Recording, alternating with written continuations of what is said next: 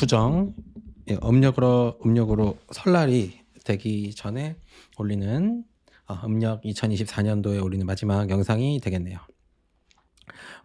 달러는 왜 비트코인을 싫어하는가?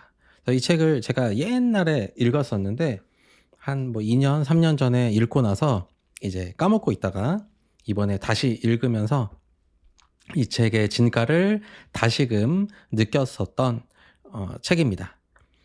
이제 레전설 책 중에 이제 미움받을 용기라는 책이 있는데 이 책의 가장 큰 문제점은 이제 제목이 되겠죠.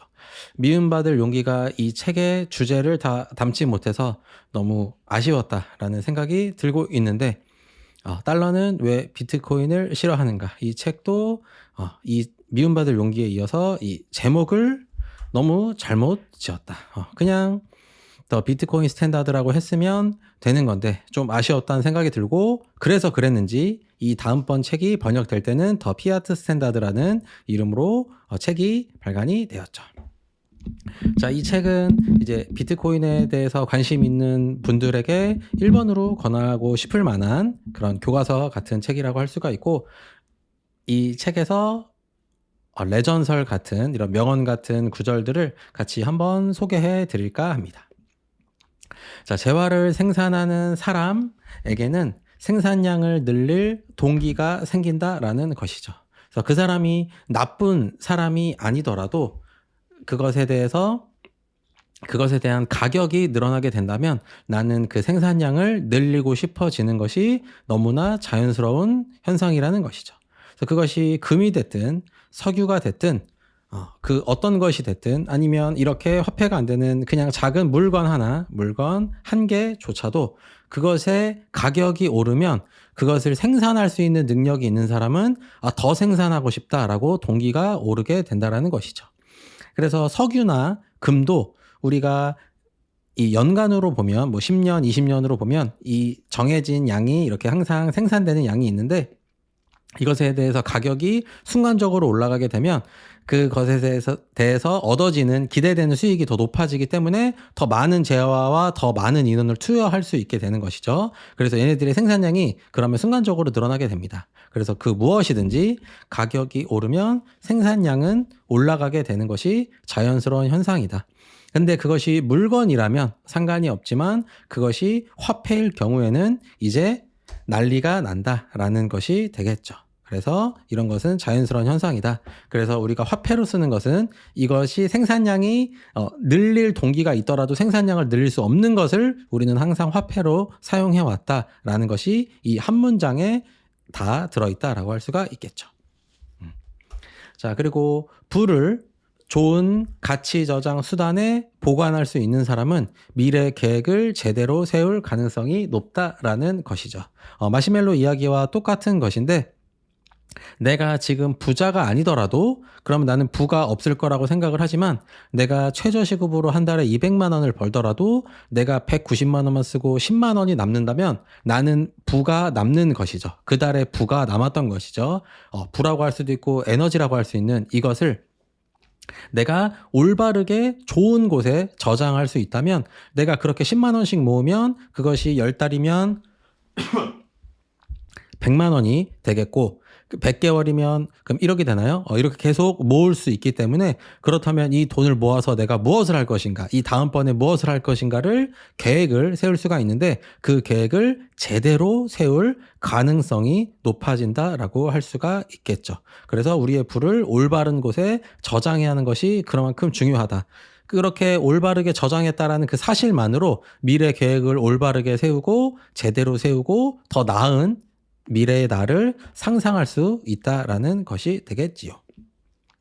자, 이 책에서는 이 책의 대부분이 이 경화 또는 연화에 대한 설명이고 그다음 마지막에 비트코인에 대한 내용이 이제 간략하게 설명이 되어 있는데 이제 코쟁이들 책이기 때문에 이제 유럽 얘기가 많이 있습니다. 그래서 유럽에서도 봉건 영주는 금을 화폐로 사용했었고 유럽의 농노들은 굴이나 청동이나 은 같은 것을 사용을 하였죠. 그래서 금보다 상대적으로 연화에 해당하는 굴이나 청동이나 은을 화폐로 사용했던 이런 농노들은 다수의 농노들은 세금과 인플레이션에 의해서 그들이 오랫동안 저축해왔던 부가 파괴당하는 경험을 얻게 되고, 그래서 이분들이 원래는 지주 느낌이 나야 되는데 이제 소장농이 돼버리고 영주 앞에서 다 무릎을 꿇게 되었던, 그래서 저축한 부가 파괴되는 우리 과거를 겪어왔었다. 역사 안에 다 모든 것이 담겨 있다라고 할 수가 있는 것이고, 비트코인을 거부하는 사람들이 아마 이 영상을 보시는 분들 주위에 100명의 사람들이 있다면 그 중에 99명 정도는 다 거부하기만 하고 있을 것이에요. 그래서 나는 그거 어차피 뭐 없어질 거고, 뭐 코인한다고 뭐 바로 이렇게 얘기하시죠. 그래서 코인하는 애들과 상종하지 않는 사람들이 거부하기만 하면 신경 쓸 필요가 없으리라라고 다짐하지만 역사에 이미 나와 있죠. 남이 더 견고한 돈을 보유하면 자기도 영향을 받지 않을 도리가 없다라는 것이죠. 그래서 버티면 버틸수록 결국 더 늦게 얻게 된다라는 것이 되겠습니다. 음마아파트가 지금 뭐 23억, 25억 한다고 했을 때, 음마아파트가 79년도에 2천만 원에 분양을 했을 때 이것은 경화에 해당한다라고 판단했던 사람은, 다른 아파트가 500만 원에서 1000만 원도 안 하던 시절이니까 100만 원 단위였던 시절에 음아파트가 2천만 원에 분양을 할 때 그것을 집었을 것이고, 2억이 됐을 때 10배나 올랐을 때 거부했던 사람은 그때도 못 얻으셨을 것이고, 더 버티다가 결국에 어디선가 집을 사겠죠. 그런 것처럼 거부하기만 하면 신경을 안 써도 될 것 같지만 시간 속에서는 결국에 나도 그것에 영향을 받는다라는 것을 상상해 봐야 한다라는 것이 되겠죠. 제가 비트코인을 받아들이지 못하는 사람은 타임머신이 있어도 과거로 돌아가도 과거의 나를 설득할 수 없어서 그 어떤 자산도 구입하도록 설득할 수 없다라고 이야기했는데, 그렇기 때문에 현재의 나를 설득을 해내야 된다라고 할 수가 있겠죠. 제가 태어나서 처음으로 비트코인에 대해서 이야기를 들었을 때도 한 300만 원? 뭐 그런 게 있다더라. 뭐 이렇게만 이야기를 들었으니까 설명을 들어본 적은 없고, 뭐 그런 게 있는데 그게 지금 한 300만 원 정도 한다라고 들었는데 결국에 제가 샀었던 건 5천만 원일 때 사게 되었죠. 그런 것처럼 거부할 수 없다. 남이 더 견고한 돈을 보유하기 시작하면 나는 영향을 받지 않을 도리가 없다라는 점이 되겠죠. 자, 유럽뿐만 아니라 우리나라나 전 세계 다른 곳들도 마찬가지죠. 이제 1800년도에서 1900년대 대략 이 정도의 금 본위제를 채택했던 기간이 존재합니다. 그래서 그 기간 동안에 저축률이 올라가게 올리는 효과를 낸 덕분에 금 본위제를 한다라는 것 그 자체가 저축을 유도하게 되죠. 그래서 저축을 하면 자본이 축적이 되어서 그 축적된 자본을 통해서 오늘날 현대식 삶의 기틀을 잡아온 산업화와 도시화 그리고 기술 발전에 드는 자금을 확보했다라고 할 수가 있고, 우리가 산업혁명 시기에 우리가 더 잘 살아졌었던 그것이 가능했었고, 그리고 이 시절에는 시간 선호가 매우 낮기 때문에 막 엄청난 건축물들, 막 대단해서 지금도 관광 명소가 되는 건축물들이 다 이 시즌에 다 만들어졌던 것이죠. 그래서 그만큼 경화를 사용하는 그 문화가 우리 전 세계를 다 영향을 준다라는 것을 우리가 과거를 통해서도 알 수가 있다라는 점이 되겠지요. 그리고 1899년 미국의 작가가 우리가 만화로 알고 있는 그 동화같이 알고 있는 70일간의 세계 일주를 했는데, 그분이 그 당시에 했을 때 금화와 영국 은행권을 가지고 돌았는데, 지금은 70일 동안 세계 일주를 할 수가 없지요. 왜냐면 화폐가 달라서 배 타고 세계 일주 하다가 내려서 그 나라의 은행에 들어가서 환전하고, 그리고 잔돈은 안 바꿔주고 그들이 바꿔준다고 정해놓은 그 환율 때문에 또 수수료를 내야 되고, 이런 방식으로 되기 때문에 현재는 연화가 사용되고 있는 현재는 70일 동안 세계 일주 할 수가 없다. 그래서 이것이 좋았던 시절에는 과거에는 해왔다라는 것이고, 21세기에는 비트코인으로 이제 하는 시대가 열렸다라고 할 수가 있겠지요.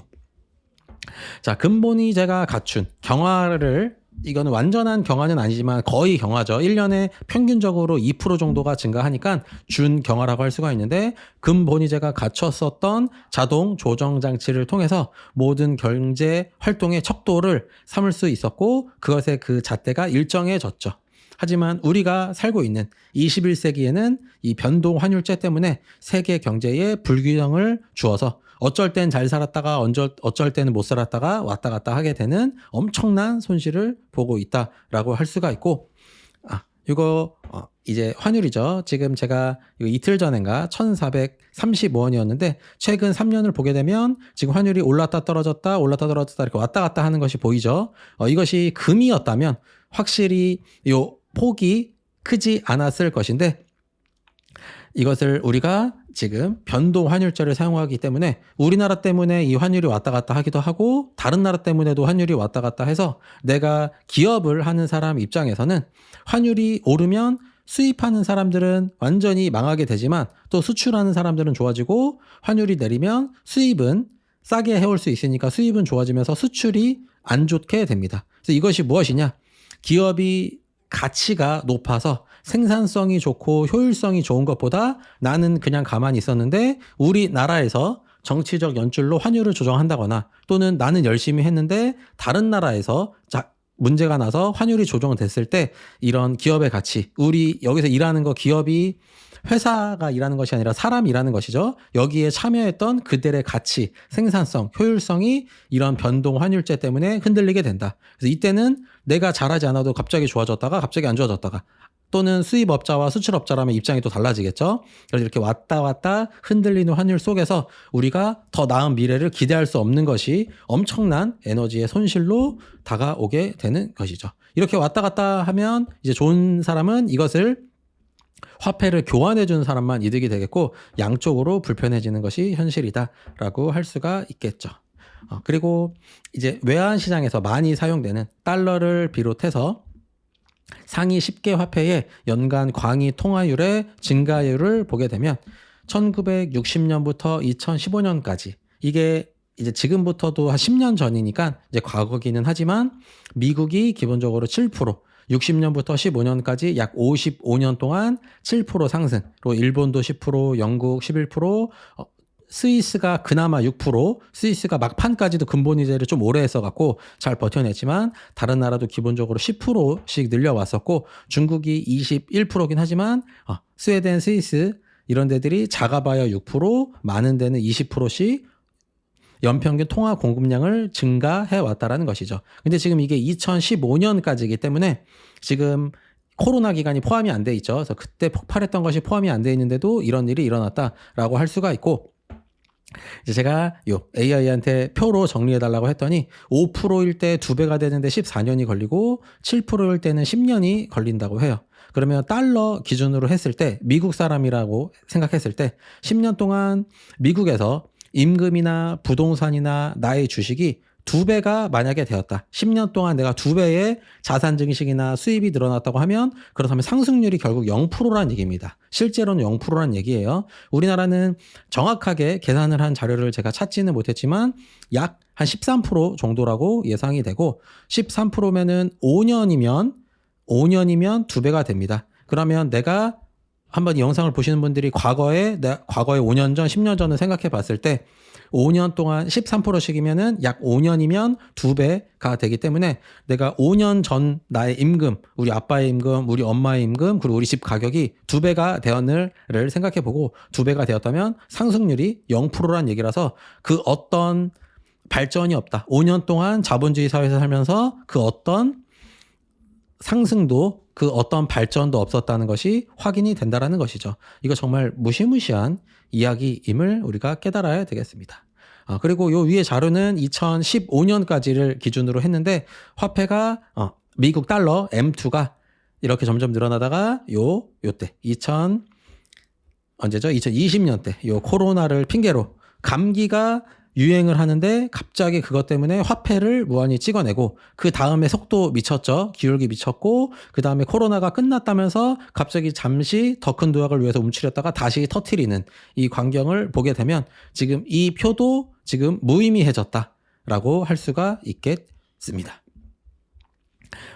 또 건전 화폐를 사용하면 오직 다른 사람에게 가치를 주하면 번영할 수 있다.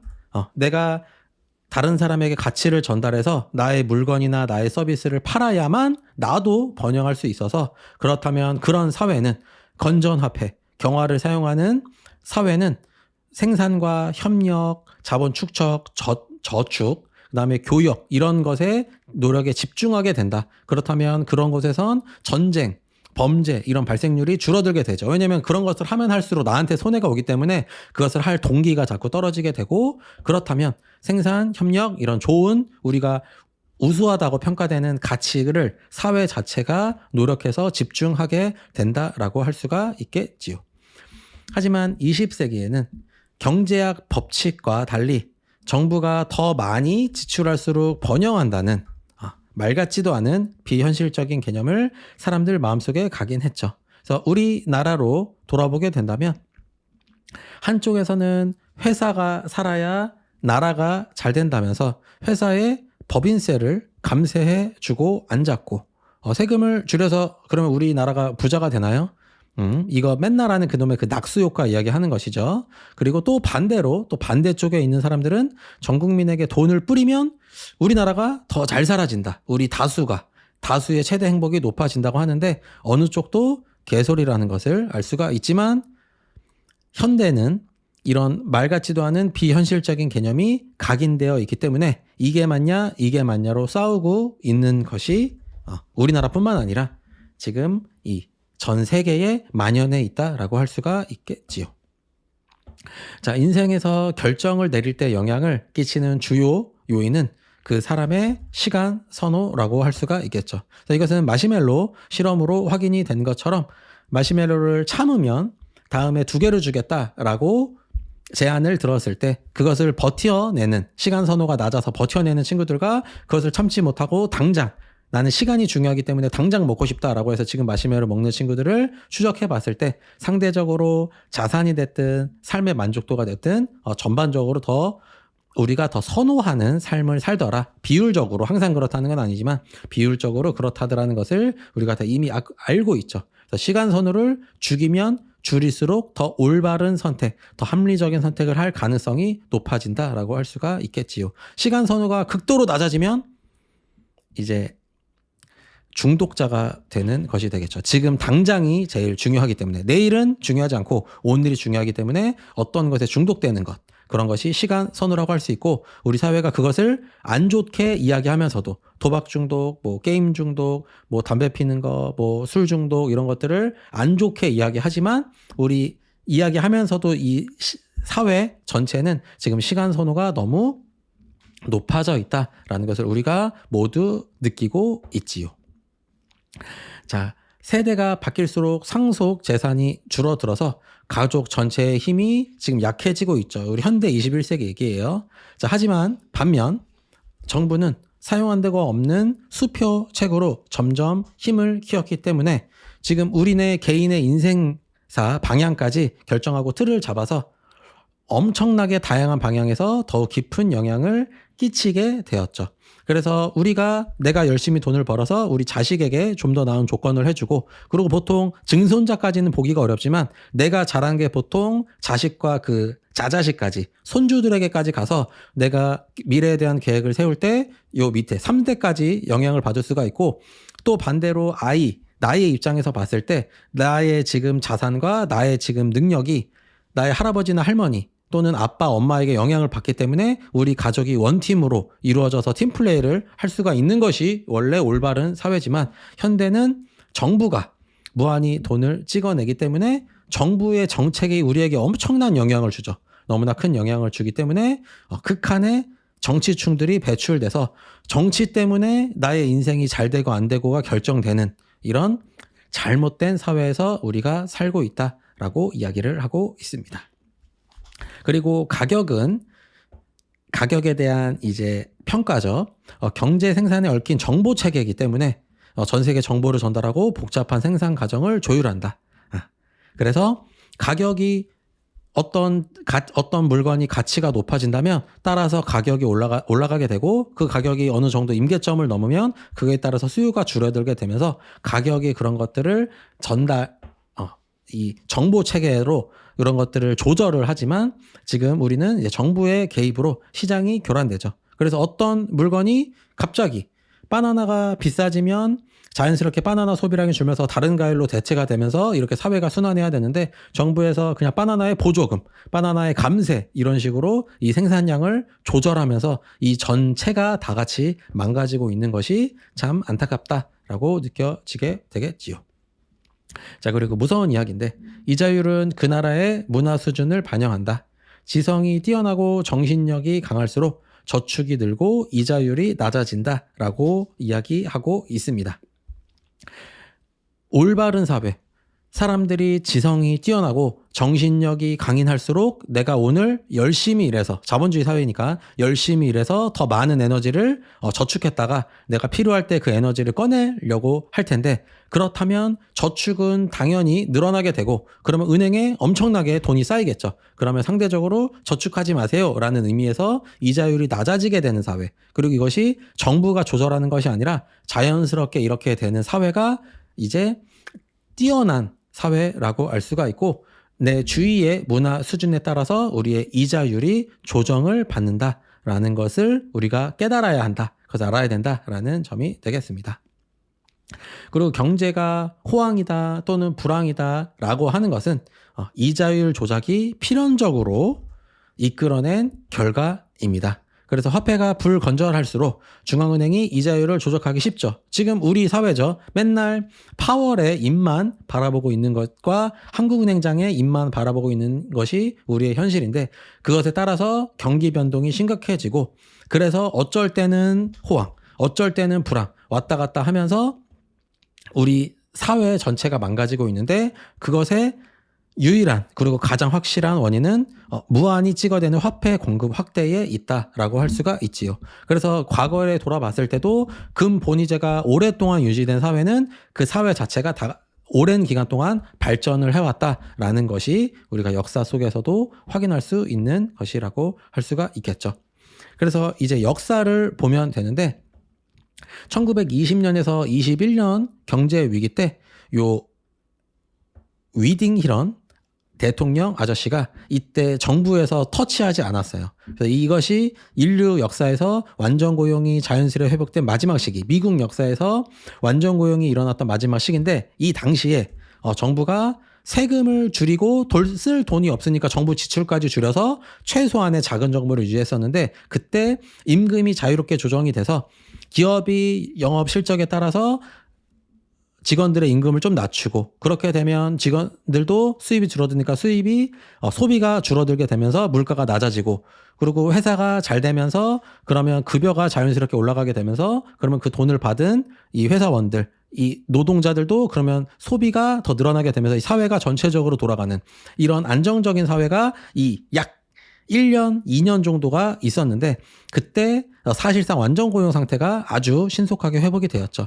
하지만 이제 케인스를 비롯한 그 쓰레기 집단들이 역사에서 이 내용은 드러내고, 큰 정부가 완전 고용을 만들어야 된다. 뭐 할 수 있으면 하면 되는데, 그렇기 때문에 돈을 더 풀어야 된다라는 것으로 이제 거꾸로 되었던, 그래서 우리가 잘 알지 못했던 역사가 실제로 과거에 존재한다라는 옛날 이야기도 들어 있습니다. 그리고 이제 오스트리아 학파의 이제 레전설이신 분, 실업이 파도처럼 닥치는 원인은 자본주의의 문제가 아니라는 것이죠. 기업이 정당하게 돈을 벌 권리를 부정하기 때문에. 그래서 정부가 어떤 사업은 육성해주고, 지늘 돈도 아니고 돈을 그냥 찍어내서 그냥 본인들이 찍은 어떤 사업은 육성해주고, 그 반대 사업은 그냥 죽였다가 왔다 갔다. 그래서 기업이 정당하게, 이 기업을 운영하는 것이 이 사람들이죠. 그래서 정당하게 돈을 벌 권리를 부정하는 정부 때문에 갑작스럽게 실업이 왔다가 또 갑작스럽게 호황이 왔다가 이렇게 왔다 갔다 파도를 치게 된다. 그래서 이 연화 시스템을 잘못을 지적하고 있는 것이 되겠죠.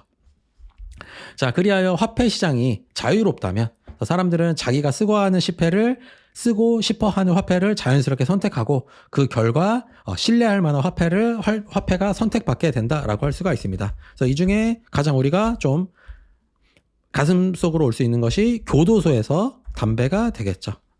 그 사회, 그 집단에서 알아서 희소한 것을 화폐로 사용을 합니다. 그래서 놔두면 된다. 결국에 이 얘기인데, 현대는 이런 것들을 다 막고 있고, 제가 물건을 팔고 담배를 받으면 이거 국세청에서 찾아오죠. 탈세라고. 그럼 어떻게 해야 되냐? 그 나라에서 그 정부에서 정한 화폐를 꼭 받아야 되는 것이 우리를 막고 있다라고 할 수 있겠습니다. 그래서 이렇게 사람들이 대중이 스스로 선택한 화폐라면 수요 공급을 변해도 가치가 최소한으로만 오르고 내린다. 그래서 이것이 우리가 최근의 역사에서는 금이라고 할 수가 있고 교도소에서는 담배라고 할 수가 있겠죠. 그리고 또 그렇게 된다면 전 세계가 추구하는 교환 매개가 자연스럽게 되겠죠. 우리나라는 금을 쓰는데 옆 나라는 은을 쓰거나 이러진 않겠죠. 옆에서 금을 쓰는 것, 더 경화를 상대적으로 더 강한 경화를 쓰는 것이 더 좋기 때문에 그 주의도 그것을 따라하게 되면서 그러면 전 세계가 모든 경제 계산의 수단이 되고 금이 모두 이 옆나라와 옆나라, 옆도시 모두 다 같은 경제 체제를 사용하게 되면서 그렇다면 시간 공간을 뛰어넘어서 공동의 가치 척도가 되게 된다.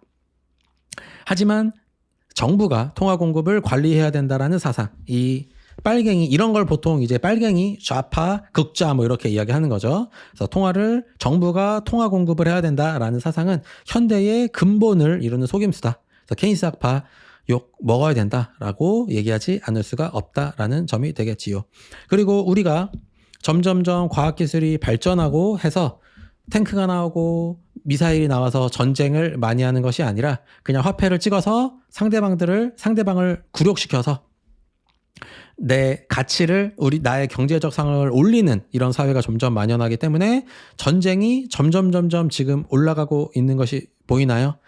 시간이 흐르면 흐를수록 더 전쟁이 많아지고 분쟁이 더 활발해지고 있다. 왜냐하면 이 사회가 똑바로 이루어지지 않고 협력할 필요가 없죠. 각자 나라마다 각자 자신들 집단들끼리 빈부격차부터 시작해서 사회적 갈등들이 해결되지 않고 저들을 굴복시키는 게 나에게 이득이 된다라고 생각하기 때문에 분쟁이 자꾸 심해지고 있다라는 점이 되겠고 금본위제가 사회에 만연했을 때는 전쟁이 아주 적었다라는 점도 이야기가 되겠죠.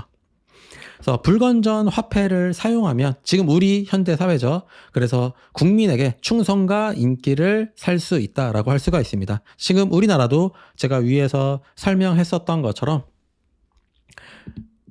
회사에 세금을 깎아주고 회사한테 사업을 하도록 강제로 밀어주고 저금리 대출해주고 하면 나라가 전체가 다 잘 살아진다는 개소리를 하는 편과 그리고 그냥 그렇게 하면 안 되고 회사를 죽이고 개개인들에게 돈을 뿌려주면 우리 전체가 더 잘 살아진다라고 이야기하는 양쪽 다 개소리를 하는 사람들끼리 서로 충성 그리고 인기를 얻고 있는 것을 지금 역시 이야기하고 있죠.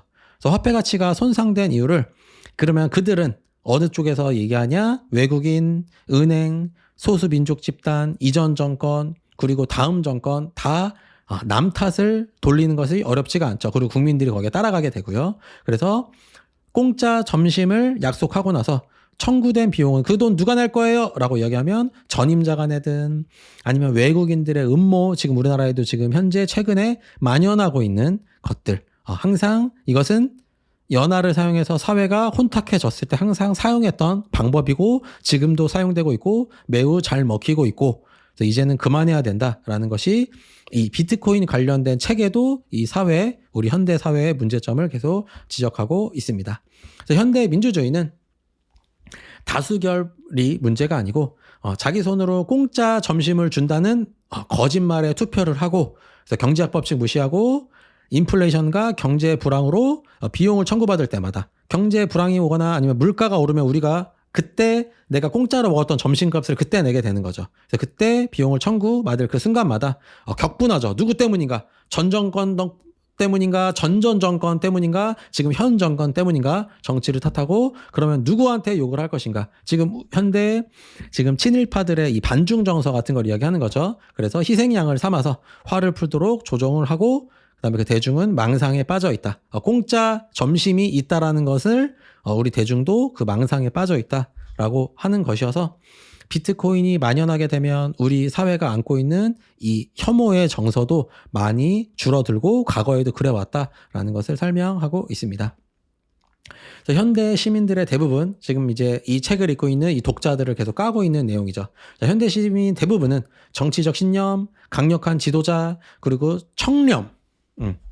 청렴하기만 하면 실제 비용을 들지 않고도 공짜 점심, 빈곤이 없어지고 사회 도덕이 강화되고 보건, 교육, 기반 시설들이 더 발전하고 그리고 타국의 정치, 경제, 제도 개혁하고 그다음에 감정적으로 중요 상품의 수요, 공급 법칙을 무시하고 있다. 그래서 무엇이든 달성할 수 있다.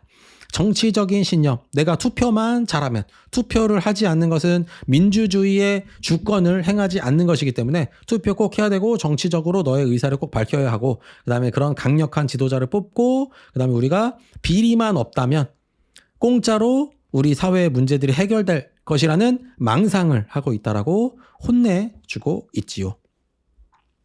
자, 그리하여 불건전 화폐는 정부에게 잠재력이 무한한 권력을 주고 정부가 다 할 수 있다. 정부는 이미 모든 걸 해결해 줄 것이다. 라고 해서 정부가 우리 삶이라는 무대에 정치가 한가운데 차지하도록 하고 있고 정치를 신경 써야 된다. 정치 얘기하지 않으면 안 된다. 오직 정치가 우리를 잘 살게 하거나 못 살게 할 것이라고 계속 가스라이팅을 하면서 사회 전체 에너지와 자원 대부분을 누가 어떻게 지배하느냐, 어떤 정권이 지배하느냐에 우리 모두가 지금 다 주목하고 있지요.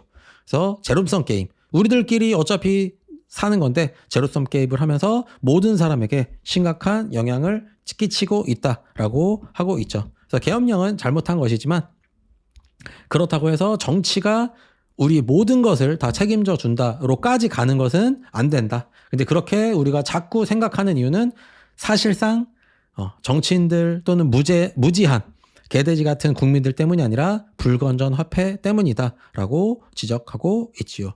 그래서 그것이 극으로 가게 되면 이 나쁜 놈들, 그래서 인구의 양과 질을 통제하라고 우생하게 했던 건데 루즈벨트, 헬렌 켈러, 록펠러 이런 사람들도 그들의 했던 좋은 일들도 있지만 이런 짓들도 해왔다라는 것을 우리가 과거를 통해서 알 수 있고, 그래서 대표적인 예로 이제 미국, 유럽 요쪽 책이니까 레바논 예를 들었어요. 레바논에 기차가 수십 년 전에 없어졌는데 철도청이 아직도 존재한다. 이런 것들이 되겠죠. 아무도 없애자고 못하는 것이죠. 그리고 알 바도 없는 거죠. 어차피 철도가 없더라도 철도청의 월급은 그냥 돈 찍어서 주면 되기 때문에 아직도 있다. 이런 것이 현실이다라고 할 수가 있고, 그다음 과학계로 대표되는 학계, 과학계 말고 더 크게 학계를 이제 욕하는, 항상 논문충들로 그냥 가득 차 있죠. 그래서 이들이 하는 일은 논문을 써서 서로 보조금 신청서를 승인해줘요. 내가 논문을 쓰면 내 친구가 읽고, 그 다음에 내 친구가 논문을 쓰면 아무도 안 보는데 나만 읽고, 이 지랄들 떨고 있으면서 그것을 학문으로 포장하고, 사실은 집단 수능 사고 기준, 우리가 A라고 했으면 우리가 뽑았던, 우리의 손으로 뽑았던 A라는 정치인이 A라고 하면 우리 모두 따라야 한다라고 하면서 그들의 정치적 의도에 맞게 억지로 결론을 내고 있고, 왜 그런 결론이 나나요? 라고 물어보면 논문에 그렇게 유명한 학술지에 그렇게 써 있는데요? 라고 이야기하면서 서로 지들끼리 이러고 있다라는 점을 이야기하고 있습니다.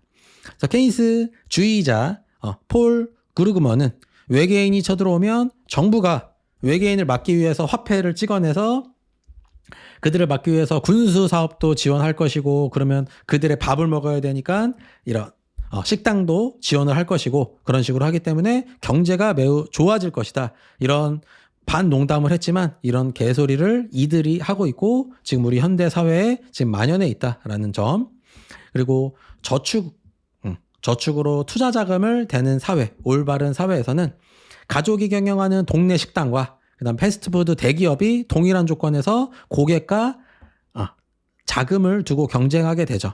하지만 이제 현대는 그렇지 않죠. 이런 대기업들은 더 낮은 금리로 사업을 하기 때문에, 그래서 큰 기업일수록 작은 경쟁자가 얻지 못할 낮은 금리로 자금의 우위를 얻어서 바로 이것이 중소자영업의 몰락의 근본적인 이유라고 지적을 하고 있는 것이 되겠습니다. 경화를 사용하는 사회라면 가족들이 열심히 돈을 모아서 그 돈으로 작은 식당을 내서 그 식당에서 돈을 벌어서 더 큰 식당으로 만들고 이렇게 발전할 수가 있는데, 현대는 그렇지 않죠. 가족들도 대출을 받고 패스트푸드 대기업들도 똑같이 대출을 받는데, 대기업들은 상대적으로 낮은 금리에 사업으로 시작하기 때문에 둘이 싸우게 되면 결국에 동네 식당은 이길 수가 없게 되는 이런 중소 자영업이 흔들리는 것에 가장 근본적인 이유를 이야기하고 있다라는 점이 되겠습니다. 책에 이제 제가 책을 읽으면서 줄쳤던 내용들을 이렇게 쭉 정리를 했는데 벌써 35분이 됐네요. 그래서 제가 이런 이야기를 하든 아니면 이런 류 오스트리아 학파로 대표되는 비트코인으로 대표되는 이런 류의 책을 읽고 나면 많은 분들이 비트코인까지는 안 되지만 한국을 욕하고 그렇다면 우리는 달러로 가자, 미국을 가자라고 이야기하지만 진짜 경화 앞에서는 그 미국에 있는 달러조차도 5년 동안 92%가 떡락했다라는 사실. 그 이유는 비트코인이 올라서가 아니라 달러를 너무 많이 찍어냈기 때문이라는 사실을 다시금 강조하면서 오늘 영상 저도 하다 보니까 엄청 지루해지네요. 엄청 졸려지는데 이런 지루한 내용이지만 한번 저 책 읽어보시면 재밌으니까 한번 읽어보시길 권하면서 본 영상을 마치도록 하겠습니다. 감사합니다.